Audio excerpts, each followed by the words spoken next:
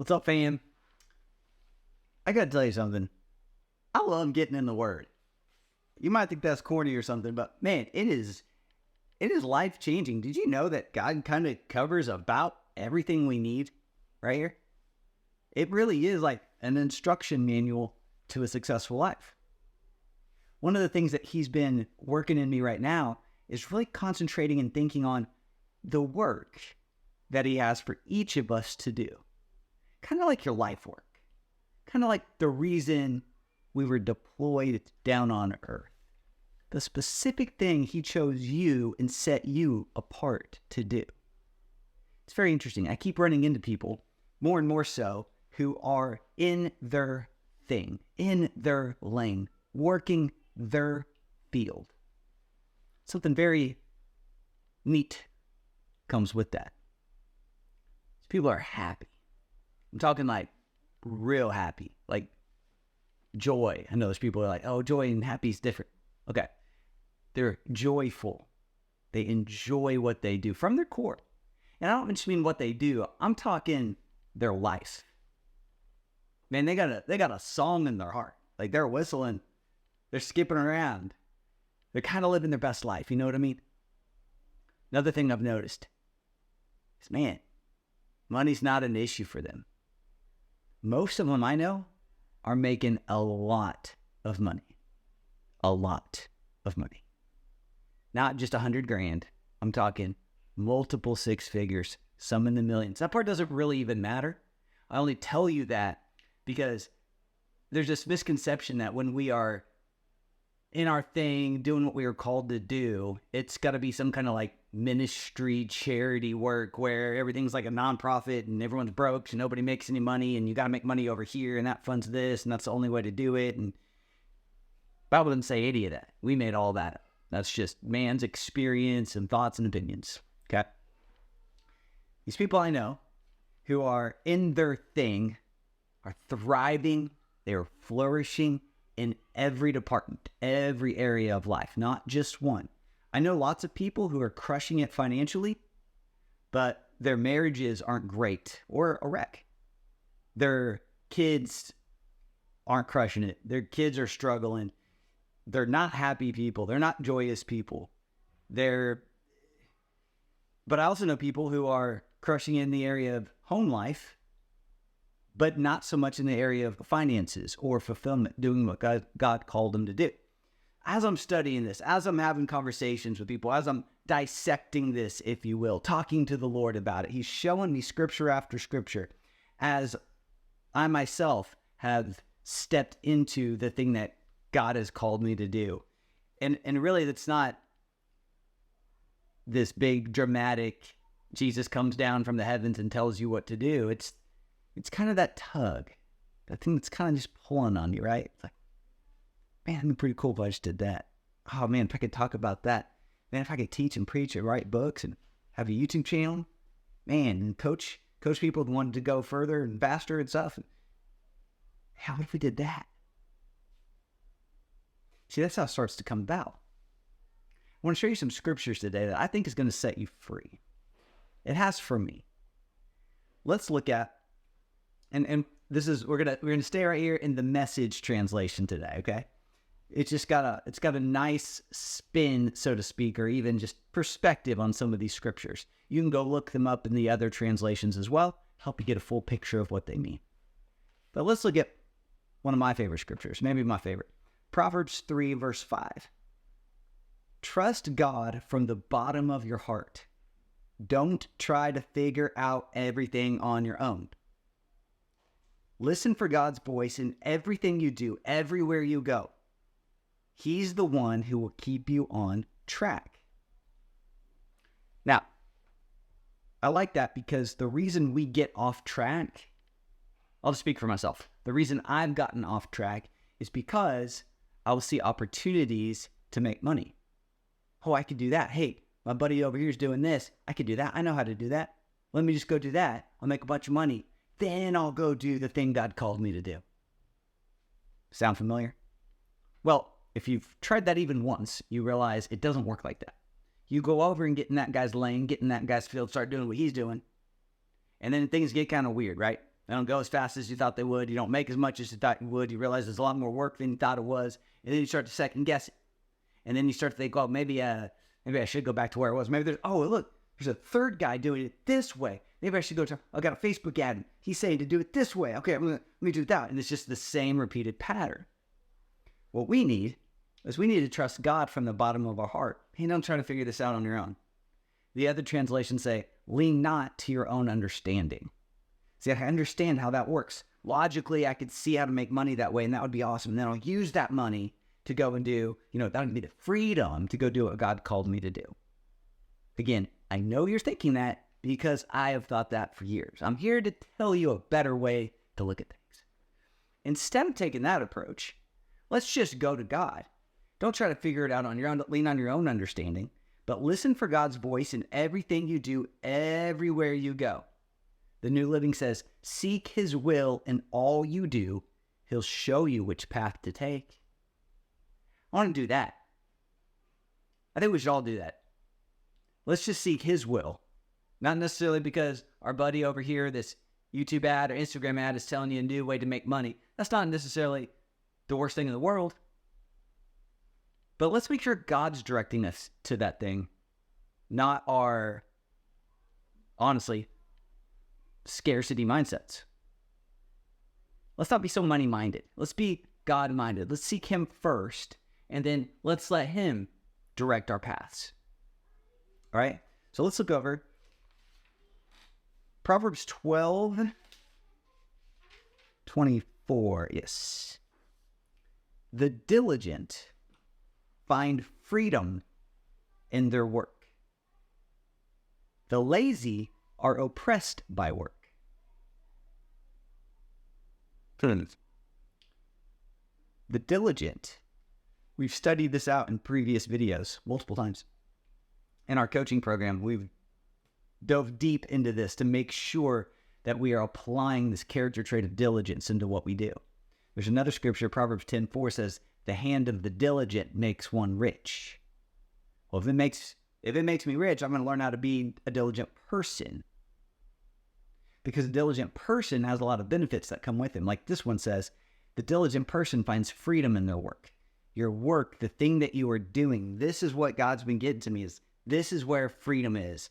This is where fun is. This is where fulfillment is. This is where joy is. This is where the money is. I recently had lunch with a buddy. He's built out an amazing kingdom, godly coaching program that helps CEOs and business owners, take ground in every area of their life. So he's working on their home life. He's working on their marriages. He's helping them with their parenting. He's helping with the fulfillment and doing what God has called him to do. And when he does that, the finances line up. The finances increase for him personally, but also for all of his clients. It's similar to what we teach here at the Increased Life. When I'm talking to him and I'm listening to him, and I'm like, man, this guy finds freedom in his work. Other people are oppressed by it. Lazy people are oppressed by it. Another word for lazy, a lot of the translations, they'll say lazy and idle. Those people are oppressed by work. So you might be thinking, man, I'm not lazy, but you might be idle. Meaning you sat on your hands long enough. Like you knew what to do. God's given you business ideas. He's given you opportunities. He's put things in front of your path. But you've just said no. You've said later. You've said, oh, I can't because let me make a bunch of money first. Then I will. Oh, this is bad timing because we're so busy. Oh, the kids got this and all this and the season I'm in a bit. Dude, it doesn't get easier. Things don't slow down. You just get busier and more stuff stacks on. So you just got to make a decision. I'm going to be a person who seizes opportunities as the Lord directs me. And so you're going to get with God on these things. You're going to seek his will, and all you do, he will show you which path to take. He's going to keep you in the guardrails like we just read. But the diligent find freedom in their work. And that's where I'm going here. I'm wanting you to find freedom in what you do. Because like I said, as somebody who's stepping into it, I have stepped into it, and I'm stepping more and more into it myself, doing these videos, running Increased Life Ministries. We've got our coaching program. We've got all our extra bonus content in our training library. We've got our weekly Zoom calls, and we got all the things that we do. We write books. We take people out to lunches, and we do coaching. Like I said, encouragement calls, Zoom calls, all kinds of stuff. We're basically doing this full time. You know what I'm saying? And there's a lot of freedom in it. I'm enjoying every moment. I want you to have this too. Let's go over here to 1 Corinthians 15:58.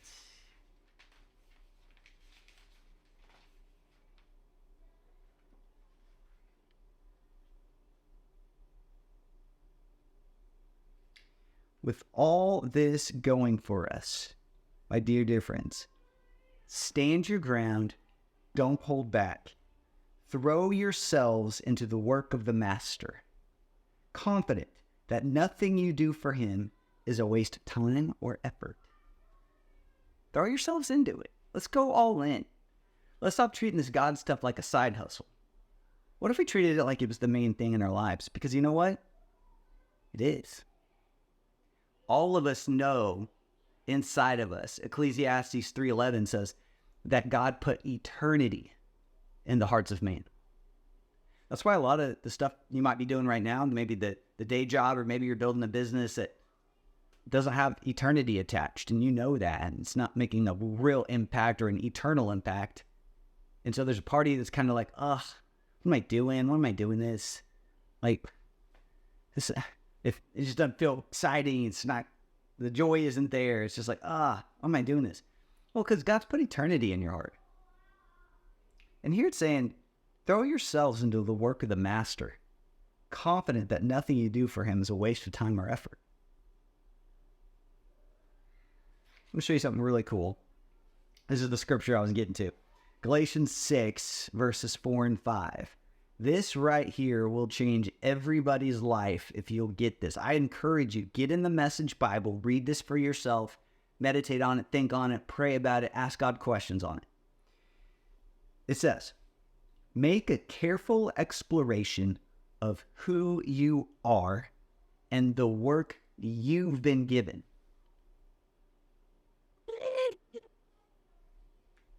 Then sink yourself into that. Don't be impressed with yourself. Don't compare yourself with others. Each of you must take responsibility for doing the creative best you can with your own life. Paul tells you, you got to take responsibility for this. A lot of you over here are like, oh, in God's timing. What you really mean is, if somehow God makes me rich, pays off all my debt, and puts $300,000 in my bank account, and I can quit my day job, then I'll go do it. Wait on God's timing. Now you take responsibility. All right, let's be real, man. A lot of us get up. I just turned 40. A lot of us getting up in their 40s, 50s, 60s. I'm talking to people in their 70s. When are you going to start? When's this magic God's timing going to happen? What are we doing? No, what we got to do is make a careful exploration of who you are and the work you've been given. What's the work you've been given? Who are you in the work you've been given? My buddy I referenced earlier, he's built this massive coaching business, making so much money, into the millions. And if you meet him, he's made his work from a careful exploration of who he is. He's just being himself, just louder. He's just being himself, but attached a business structure around it. He didn't change. He's just being him. It's the work he's been given, and it's built around who God made him to be. That is available to every single one of us. You will find freedom in your work.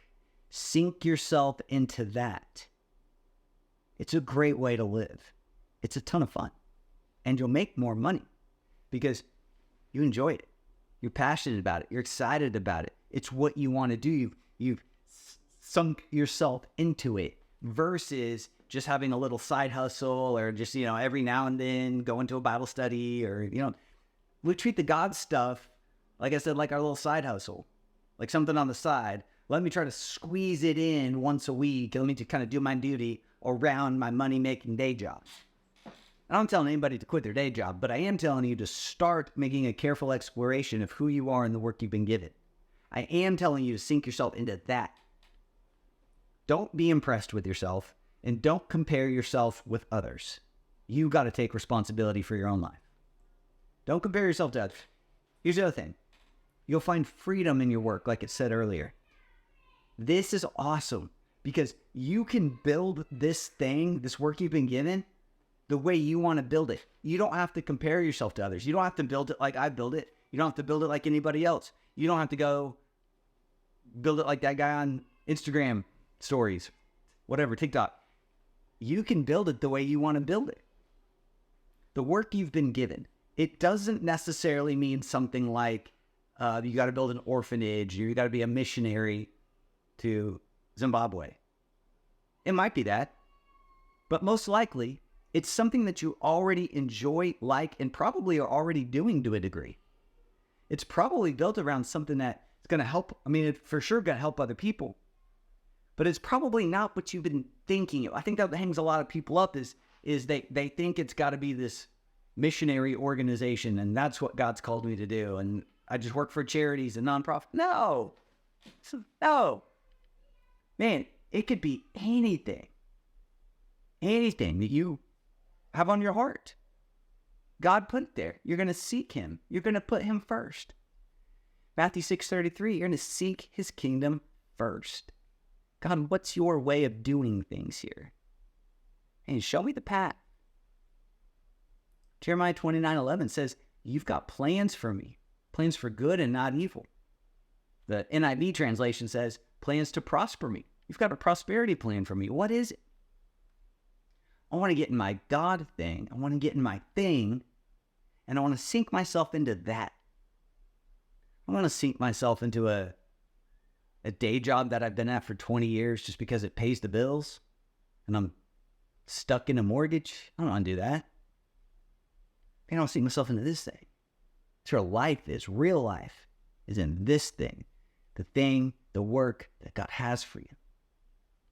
Work's not a bad word. Work isn't a gross word. We're meant to work. We've been built, created, and designed to work. The problem is you've just been working at the wrong things. You've been working at things that feel like toil. Let's look at Proverbs 10:22.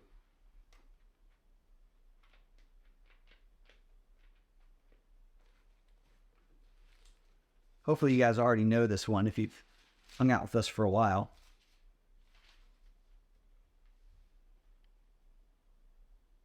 The blessing of the Lord brings true riches, and he adds no sorrow to it. It comes as a blessing from God. With your work, your thing that God has made you to do, he will not add sorrow to it. So that word sorrow, it means toil. It means burdensome labor. It means grief. It means pain. It means grief of mind. It means anger. If the things you're doing bring about that, I would question, is this really from God? It's a new filter I've put on my life when I think about when I'm presented with a business opportunity or something or a money generating idea. I think if I do this, will it add any level of sorrow to my life? Will it take away from me? Will it cause me to miss out more on my family time? Would it cause me to miss out more on the things I value? Would I have to do some kind of trade-off that wouldn't be worth it? Or maybe there's no end date to the trade-off that I'm aware of? Would it bring some pain, grief, and sorrow? If so, I don't know if that's from God. Because this says the blessing of the Lord makes one rich, and he adds no sorrow with it. One translation adds, and toiling does not increase the blessing. That's something to think on right there. And the point here is there's a work for you to do. There's a work that God has for you to do. You'll find freedom in it. It is fun. It's under the blessing. It will make you rich. You won't add sorrow with it. There won't be grief with it. There won't be pain with it. There won't be burdensome toil with it. There's a better way to live. All we have to do is seek God, ask him for our instructions, commit to going all in, sinking ourselves into the work we've been given, and then start taking steps. You've got to take the responsibility of this. It's one of those things where we'll say we're waiting on God. What we really mean is we're afraid. What we really mean is we don't have the money in the bank we want. I get it. I know. But at some point, you got to take responsibility and say, I don't care. I trust God. I'm going all in. I want that life. I want this life where I wake up at 4 a.m. without an alarm. I'm just ready to get after today. Let's start helping people. Let's go do something awesome. That's the feeling of fulfillment. You've had glimpses of it from time to time. It's literally the best feeling there is. God did this by design. When you do something in your thing that helps somebody else, you feel really good because they feel really good. You helped them get a result, achieve something. Now they feel awesome. That you look at them, that makes you feel awesome. And it's like, hey, I want to do this again. Or someone else I can help.